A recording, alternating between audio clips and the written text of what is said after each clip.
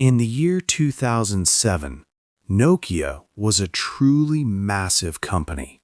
It stood at the very top of the mobile phone world, looking like an unstoppable giant. Almost one in every two mobile phones sold around the entire globe was a Nokia. People everywhere knew and trusted the brand. Nokia seemed completely unbeatable. The company made many different kinds of phones, and people loved them for their simple use and strong build. Nokia was a symbol of great success, a leader that nobody thought could ever be challenged. Its power in the phone business was absolute. However, this picture of total dominance changed very, very quickly. Only a few short years after this period of incredible strength, the company was in ruins. Its valuable mobile phone division, once worth billions, was sold for only a small part of its former value. Nokia, a name once meaning mobile phone to many, had fallen hard. Its time as the top phone maker was over. This sudden and extreme change makes us ask a very important question. How could a company so powerful fall so far and so quickly? What were the secret decisions, the problems inside the company culture, and the big technological shifts that led to this collapse? This story will uncover these hidden factors. It will explore how a global leader faced such a dramatic end. We promise to show you the full mystery of Nokia's surprising downfall, revealing the complex reasons behind one of the most significant company failures in modern history. The first years. The story of Nokia started long ago, in the year 1865. A man named Fredrik Idestam opened a small paper mill in Finland. This country was then under Russian rule. His mill made paper from wood, which was a big business in Finland because of its many forests. A few years later, in 1871, Idestam and his friend Leo Mechelin started a company called Nokia AB. They named it after the town of Nokia, where Idestam had built a second, bigger paper mill. Mechelin became the chairman in 1896. He wanted Nokia to do more than just make paper. By 1902, Nokia also moved into making electricity. This was a smart step. The company learned to make its own power for its paper factories. This early move showed Nokia's ability to try new things and change its business.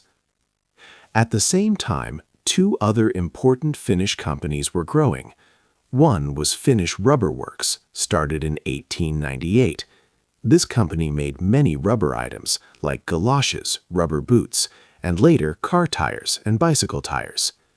The other was Finnish Cable Works, founded in 1912. This company made important products like telephone and telegraph cables, as well as other electrical cables. Over time, these three separate companies became one. After the First World War, Nokia AB had problems. So Finnish Rubber Works bought Nokia AB in 1922. Then, about 10 years later, Finnish Rubber Works also bought Finnish Cable Works. For many decades, these three businesses operated side by side, but under the same owner. They produced a surprisingly wide range of products.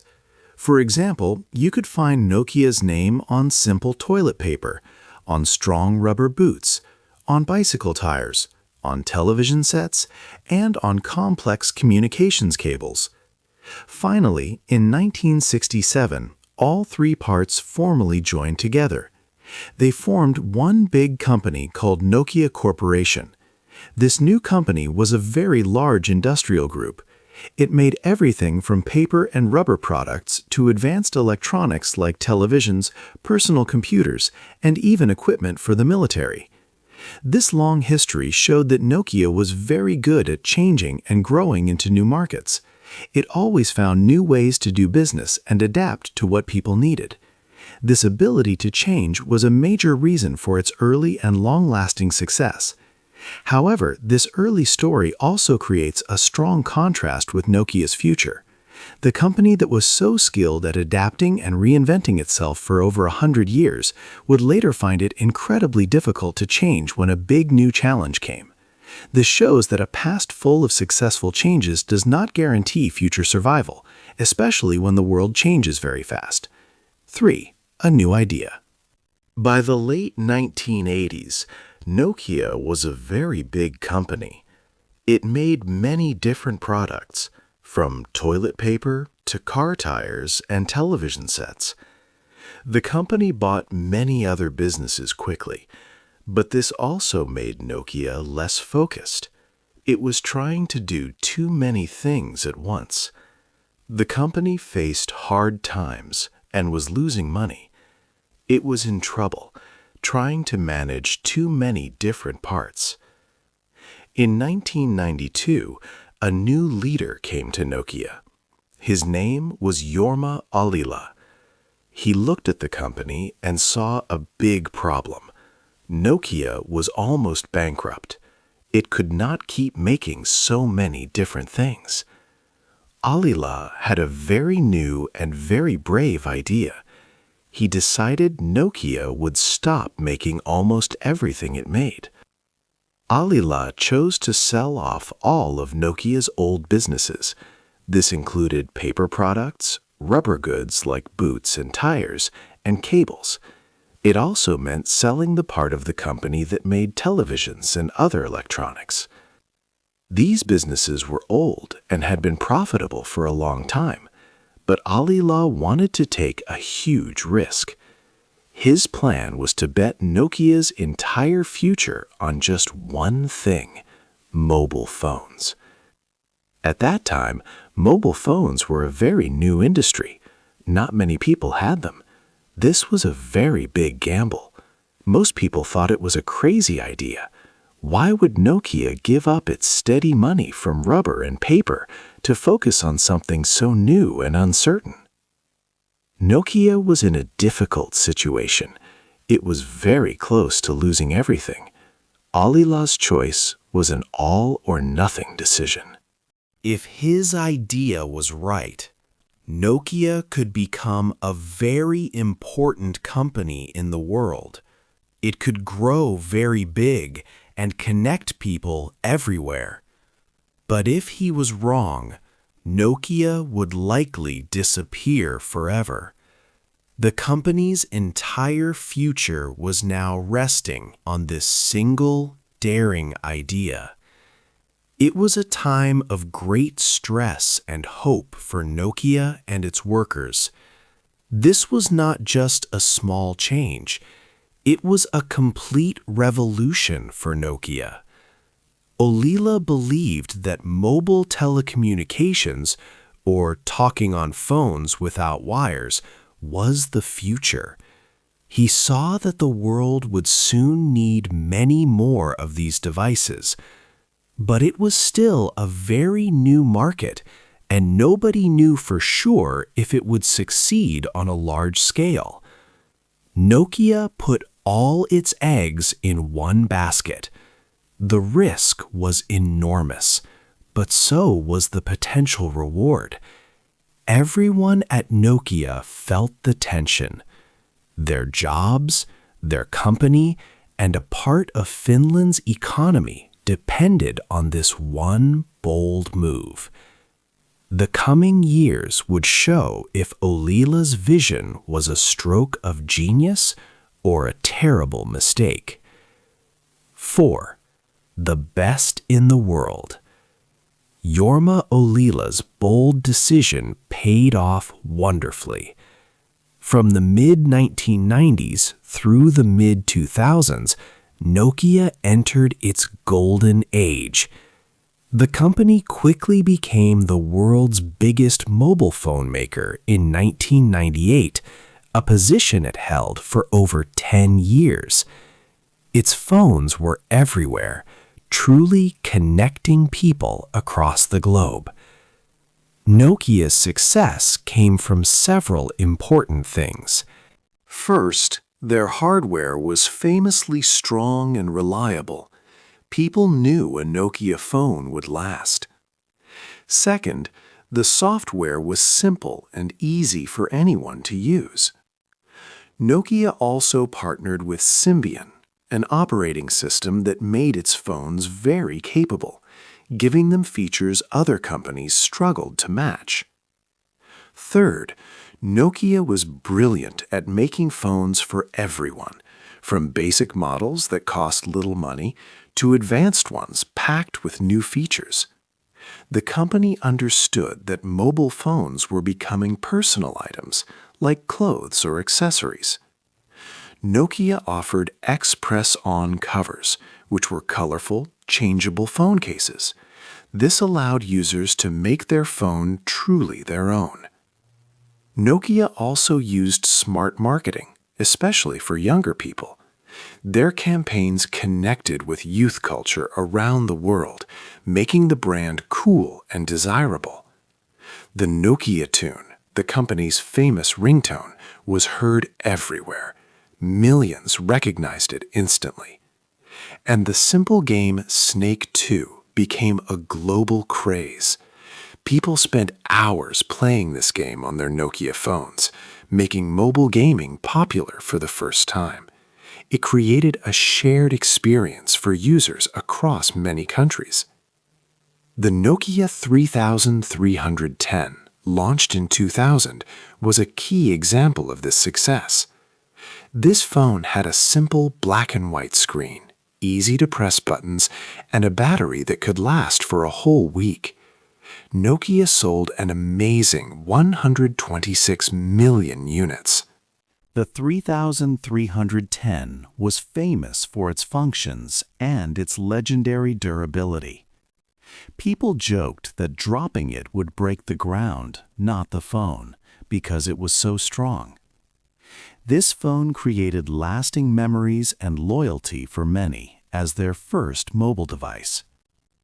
By 2007, Nokia was at the very top. The company controlled almost 50% of the global mobile phone market. It was a huge source of pride for Finland and a powerful business worldwide. Inside Nokia, there was a strong sense of confidence. Everyone believed the company was unstoppable. This was Nokia's highest point, truly the best in the world. However, a new device was about to be shown, one that would soon challenge everything. 5. A big problem. In the year 2007, Nokia was very strong. The company was #1 in the world for mobile phones. Its Symbian software was used on 70% of all smartphones. Nokia sold more than 110 million phones with Symbian that year. This was more than Apple and Google sold together. Nokia felt sure of its success and thought it could not be beaten. But in June 2007, something new arrived. Apple launched its first iPhone. At first, Nokia's leaders were not worried. They looked at the iPhone and thought it was not a big threat. The iPhone was quite expensive. It did not have a keyboard with real buttons, which Nokia thought was important. Also, in its first year, the iPhone sold only a small number of phones, just 5% of the market. Nokia's leaders believed people cared most about a phone's features. They thought technical details like a good camera or a long battery life were more important than how easy the phone was to use. Nokia phones often had better cameras and longer battery life than the first iPhone, so the company continued to sell phones based on their technical power. But Nokia's leaders did not understand the big change that was happening. The iPhone was not just another phone, it was a new idea. Apple made the phone into a small computer that fit in your pocket. It had a new kind of screen you touched with your finger, not buttons. It also had a new way to get many small programs called apps. Soon after, Google also made its own phone software called Android, which other companies could use. The world was changing from phones with buttons to phones with touchscreens and apps. Nokia tried to make its own phone to fight the iPhone. In 2008, Nokia launched the N97. People called it Nokia's iPhone killer. This phone had a keyboard and a good camera. On paper, its technical details looked strong, but the software experience was bad. Symbian, Nokia's old software, was made for phones with buttons. It did not work well with a touchscreen. The phone was slow and its menu felt old. There were not many apps for it, and making new apps was hard. People did not care about the technical details. They cared about how easy and fun the phone was to use. The N97 did not sell well. It was a big failure. Inside Nokia, problems grew bigger. The company became slow. It took too long to make decisions. Different teams inside Nokia did not work well together. Engineers had many new ideas for improving Symbian software, but the company's leaders often said no to these ideas. Nokia knew there was a problem, but it seemed unable to act fast enough. The company was stuck, and it did not see that the fight was no longer about phone hardware, but about the whole system of software and apps. 6. A dangerous choice. Nokia was in a very bad situation. After the iPhone came out, Nokia struggled to sell enough phones. The company needed a big change. In September 2010, Nokia made an important decision. They hired a new CEO, Stephen Elop. He was Canadian, not Finnish, and he came from Microsoft. This was a new step for Nokia, which had always had Finnish leaders. In February 2011, Elop wrote a letter to everyone who worked at Nokia. This letter became famous as the Burning Platform Memo. In the letter, Elop said Nokia was like a man standing on a burning oil platform in the middle of a cold sea. The platform was on fire, and the man had only two choices: stay on the platform and burn, or jump into the freezing water, hoping to swim to safety. Elop explained that Nokia's own software, called Symbian, was the burning platform. It was old and could not compete with new systems like Apple's iOS or Google's Android. Jumping into the cold water meant Nokia had to abandon its old ways. It had to choose a new path and partner with another company's software. Elop told the employees that Nokia was losing the smartphone race very quickly. This was a major moment for Nokia. The company had to decide its future. Should they try to fix their own software, Symbian and MeeGo, which were taking a long time to develop, or should they join a bigger team? Many other phone companies were choosing Android. Android was becoming very popular, and many apps were made for it. It seemed like a safe choice. But Stephen Elop made a different, very dangerous choice. He announced that Nokia would not use Android. Instead, Nokia would work only with Microsoft and use Microsoft's Windows Phone software. Elop believed that if Nokia chose Android, it would just be one more company making Android phones, like Samsung. He wanted Nokia to be special, a third option besides Apple and Android. So, Nokia left its own software and made a big bet on Windows Phone. The deal with Microsoft was made quickly. This was Nokia's final big decision. Many people wondered if this risky choice would save the company or lead to its final failure. The future of Nokia, once the biggest phone company in the world, now depended on this one dangerous partnership. The end of the phones. The partnership with Microsoft was a big mistake for Nokia. Many people hoped it would save the company, but it did not. Nokia had chosen Windows Phone as its main operating system. However, consumers did not want these phones. Windows Phone failed to attract new users. Its App Store was very small compared to Apple's iOS and Google's Android. Popular apps that people used every day were missing, and developers did not create many new ones for Windows Phone. Because of this lack of interest, Nokia's phone sales fell very fast. Between the third quarter of 2010 and the third quarter of 2011, Nokia's smartphone sales dropped by 34%. This meant sales went from 27 million phones to just 17 million. The next year, after Nokia released its first Windows phones, the decline was even worse. Smartphone sales collapsed by more than half to only 6 million units. Nokia's share of the global smartphone market also dropped sharply. When Stephen Elop became CEO, it was 35%. By 2013, it was only 3%. Nokia was in a desperate situation. The company was losing a lot of money, and its value in the stock market crashed. Its market capitalization fell from over $40 billion to less than $15 billion. The human cost was enormous. More than 40,000 Nokia employees lost their jobs. The Finnish government refused to give the company emergency money. Shareholders were losing patience and trust.